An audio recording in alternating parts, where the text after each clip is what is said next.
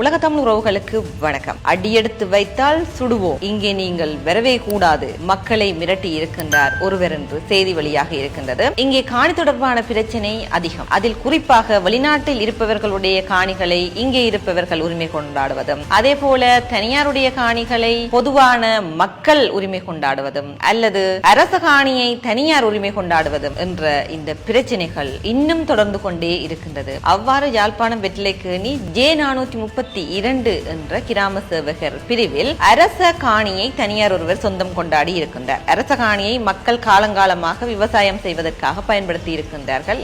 அவ்வாறு பல இடங்களில் மக்கள் அரச காணியை பயன்படுத்தி கொண்டிருக்கின்றார்கள். அவ்வாறு பயன்படுத்தி கொண்டிருந்த காணியில் திடீரென்று ஒருவர் அது தன்னுடைய காணி என்று சொல்லி வேலிகளை எல்லாம் போட்டு அங்கே மக்களை கால் வைக்க கூடாது, உள்ளே வந்தால் நாங்கள் சுடுவோம் என்று சொல்லி மிரட்டி இருக்கின்றார்கள். இதனை கிராம சேவகரிடம் மற்றும் பிரதேச செயலாளரிடம் மக்கள் முறையிட்டிருக்கின்றார்கள், விவசாயிகள் முறையிட்டிருக்கின்றார்கள். இது அரச காணிதான், அரசுக்கு சொந்தமான காணி என்று பிரதேச செயலாளர் சொன்ன பின்பு கூட அந்த காணியை கையகப்படுத்தி வைத்திருக்கும் தனியார் அந்த காணியை மக்களுடைய பயன்பாட்டிற்கு விடுவதாக இல்லை. இன்னும் அந்த பிரச்சனை தொடர்ந்து கொண்டே இருப்பதாக செய்திகள் வெளியாகி இருக்கின்றது. இது எப்படி இருப்பினும் பிரதேச சபையால் இது அரச காணி என்று உறுதிப்படுத்தப்பட்டிருந்தால் நிச்சயமாக அது அரச காணியாகத்தான் இருக்க முடியும். சம்பந்தப்பட்ட அதிகாரிகளுடைய கவனத்திற்கு இந்த தகவலை நாங்கள் தருகின்றோம். இன்னும் ஒரு விடயத்தையும் நாங்கள் சொல்லியாக வேண்டும். புலம்பெயர் தேசத்தில் இருக்கும் உறவுகளுடைய காணிகளையும் இங்கே இருப்பவர்கள் கையகப்படுத்தும் ஒரு சூழ்நிலை கூட இருக்கத்தான் செய்கிறது. அவ்வாறான சம்பவங்களும் பதிவாகித்தான் இருக்கின்றது. சில